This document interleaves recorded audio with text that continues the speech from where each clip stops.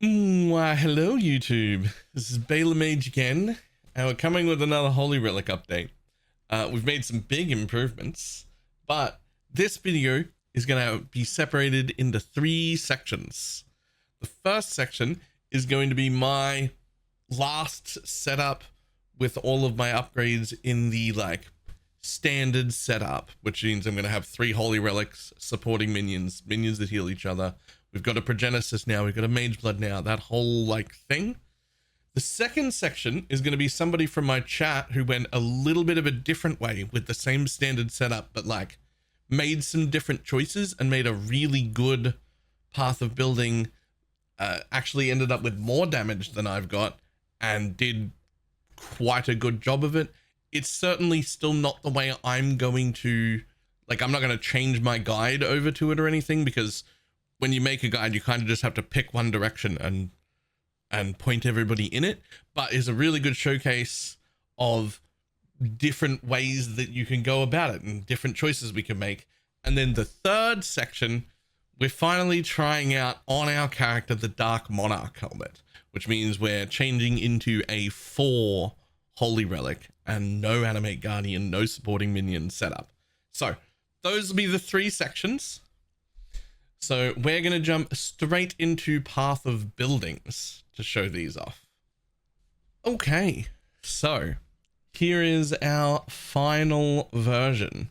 Now, a few things have been done. The first thing is that, I wish I could drag this. The first thing is that we set up our custom modifier just a little bit nicer and neater with everything in it. Just to make it a little bit clearer what's actually coming from everything. To be honest, it was all there already. It was just very, very messy. So that'll be a running theme here. We did set up our config just to be neater and show you where everything's coming from.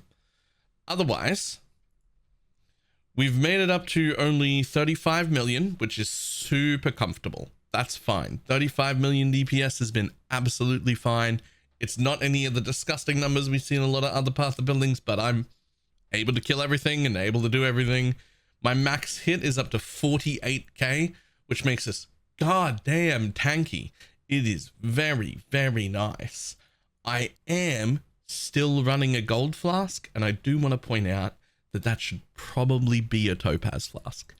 I should just be running the 3rd elemental flask, but you would have to pry a gold flask out of my cold dead hands. I want gold, so I've kept that. I also have millions of gold, so you literally don't need this. I would still have more gold than I needed. But the only real change that we made between the last update and this one is really just getting a few extra levels and getting a Progenesis. And that is sort of it. The Progenesis was the last upgrade. I will say, I think that I made these upgrades out of order. Progenesis is incredibly good, and I should have upgraded that way before getting a Mage Blood. In fact, I would probably go as far as to say get a Progenesis before you even get the Svalin if you're having to buy them, because they are both similar priced and they are also both godly upgrades. But I think the Progenesis is maybe a little bit better.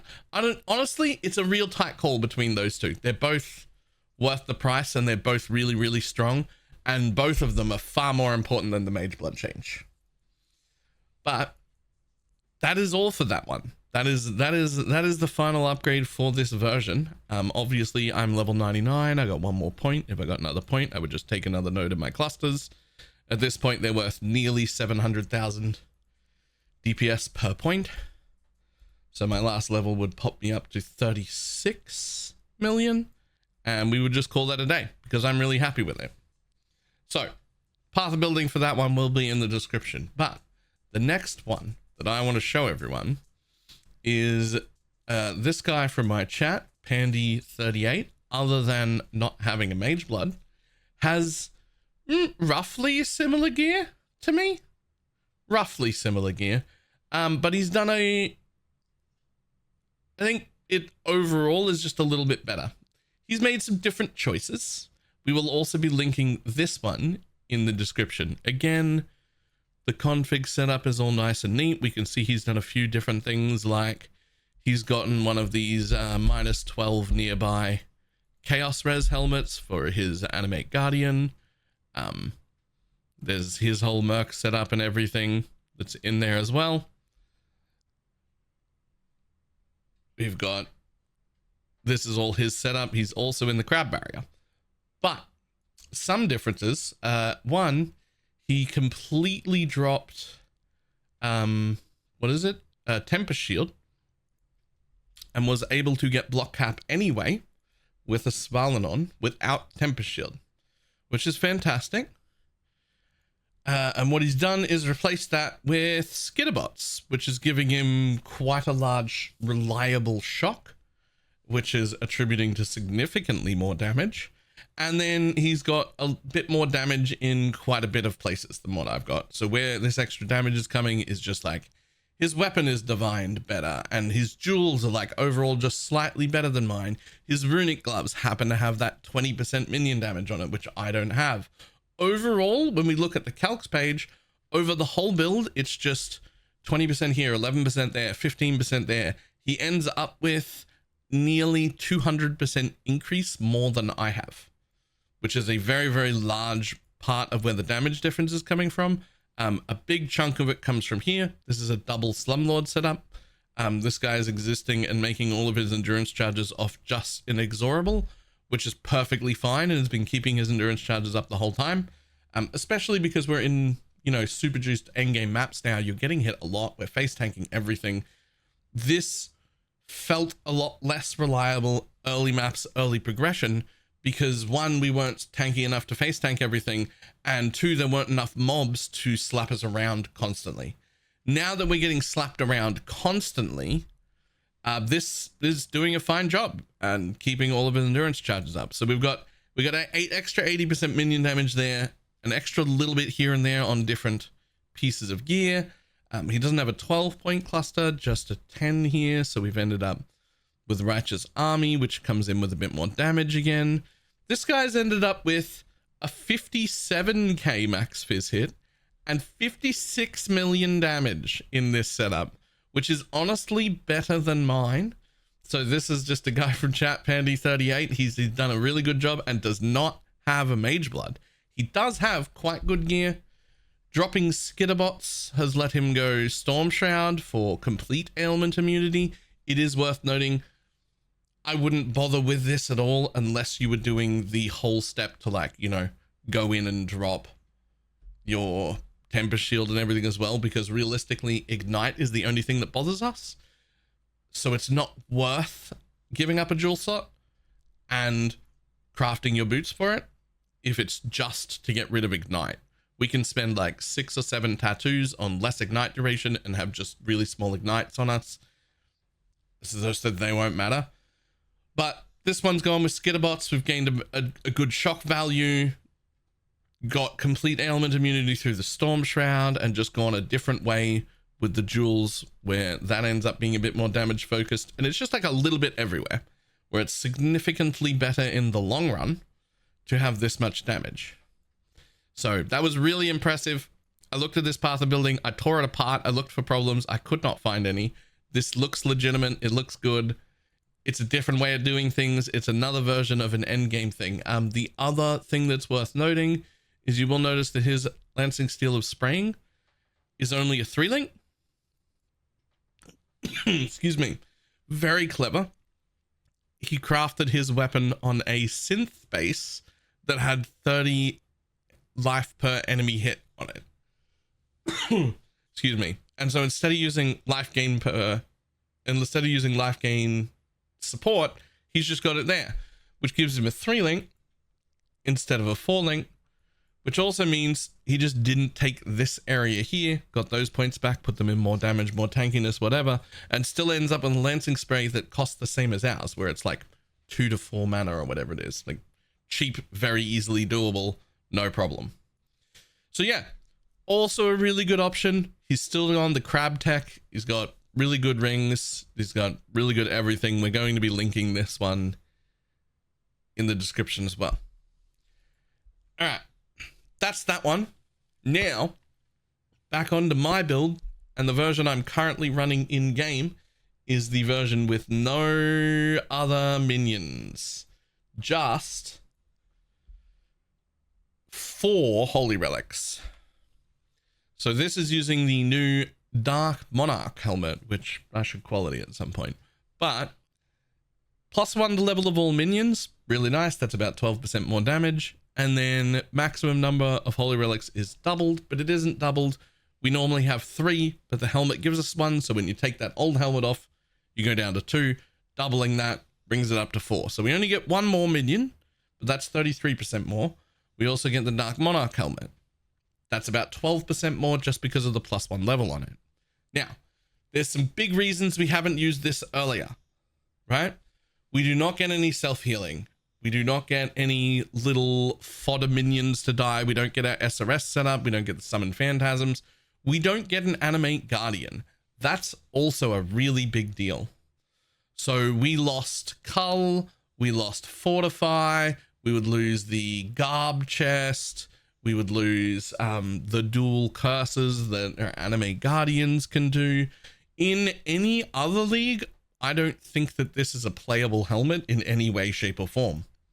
However, once geared enough, specifically, I think once we do the Progenesis, once you get a Progenesis, I think we can afford to drop them because of mercs. So I got a disgustingly good amulet. You do not need to get one this good. This cost me 95 divines. This is the Eternal Struggle to give us a 15% cull back instead of the 10, right? This one comes with 16% aura effect. That is the high value. That is me making sure that the Searing Exarch is dominant so that he has cull. That's fantastic. You don't need to get one that has like the world's best implicit like this for 95 div. It's just unnecessary. But I did. So, you know, when doing that, that's fine. The rest of my merc stayed the same except the chest, where I had to buy another garb to put it on my chest. Being able to get the dual curses, where I've got Despair here and Temp Chains from the gloves, being able to get my cull back and being able to get my garb back, all from the merc, meant my damage didn't go down, because we did lose Feeding Frenzy, we were going to lose Cull, we were going to lose a bunch of tankiness as well. And we also lose most of the use of this, because we always had 10 minions out, we had 10% physical mitigation and leech to us. That was great. Now we've got only 4 minions ever. I don't think this is worth an ascendancy point anymore. So in this instance, we spec'd out of it and just took this one, which also means we lost leech. So now we've lost Fortify and leech, but everything being made up by our merc leads me to, just to refresher here, in the 3 setup, I'm at a 48k. This is before I changed. 48k max hit, 35 million, right? In the 4 setup that I'm in right now, we've become significantly squishier. 38k. We've lost 10k max fizz hit by doing this. Even accounting for the merc, all the buffs they bring, everything like that, we're still losing a 10k max fizz hit. This is why I want a Progenesis before we change into this, because that gives me 8,000 of it back. So if you picked up a Progenesis and made this change at the same time, you're going to lose like a tiny bit of max hit. Not a huge deal though, because my DPS has gone up to 43 million so far, and I will still be able to push this significantly higher. So this has jumped my damage and feels really, really good and looks really, really good. But there are some other tricks. There are some big main reasons I did this. One of the best, if not the best, farming strategy in the game right now is Abyssal Hordes. We want to run Abyssal Hordes, and I was running Abyssal Hordes for a few days. That's how I made all this money. Well, some of it. We also dropped a Mage Blood on the floor, but that's irrelevant. It's not irrelevant. It was huge. But one of the things is you need a caster mastery, and you need to be manually casting. There's nothing we can do about that, so I had to click all the chests. We don't have the sockets. But now that I have no supporting minions, now I do have the sockets. So I have a 4-pointer right here for the caster mastery. Now, I have Unearth in. Yes, hello, buddy.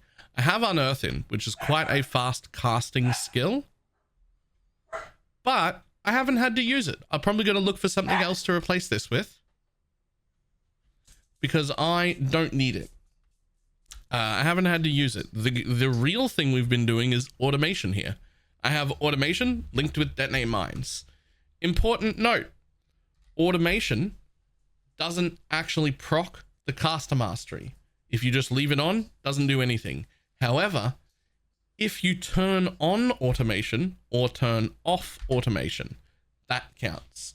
Automation is an instant cast, so we can use the numlock trick to just hold the button down and just have it go automatically. This does not break any terms and services. This does not get you any trouble. This is a well-established numlock trick that's existed since the dawn of fucking time. People have been doing this forever. The trick here is I have it on my alt bar. For me, it's in numpad 8. It doesn't matter what number it is, right? And so you just push that button down, and then while it's held down, you just take numlock off, and then you lift your hand off the keyboard, and it'll just keep going. Because it's turning off and on this aura all the time, that actually doesn't interrupt with anything. It doesn't interrupt with movement. It doesn't interrupt with walking. It doesn't interrupt with attacking. It costs no mana. It does nothing, except it procs my caster mastery everywhere I go. 25% chance every time we turn that on or off. And so it's just going off. All the hordes are opening behind me. I can now do the Abyss strat. It's fantastic. If I go do some other strat, it's not a big deal. I'm just going to lose these 4 points and I'm going to put them in the back of a cluster. In this particular setup, those 4 points that I'm spending up there are costing me, I believe, 4 million DPS. No, 3.5-ish. We're at 850,000 DPS per passive point. So like, as soon as I decide to spend 4 more points, we're suddenly up at 47, right? So I'll lose them when I need to, but for now, that is the setup that's letting me get away with everything, letting me do all the strats that this build couldn't do before, and it feels pretty good. Again, we've just given up tankiness for more damage. Feels great. I'm going to keep working on it. I do like it. This is definitely a late game change. I would not be changing the like progression of early of this build. I'm definitely never putting this helmet on before a Progenesis, and there's a good chance I will never use this helmet again after this league, because the most important thing here is that most of the things that I would lose, not all of them, but most of the things that I would lose from not being able to have a minion are able to be shifted over onto the Merc, so we can make up for all of that stuff. In any other league, I don't believe that I would run this helmet, but here we are. All right. That is all I have for everybody. All 3 path of buildings will be in the description, and I will see everybody tomorrow. Goodbye.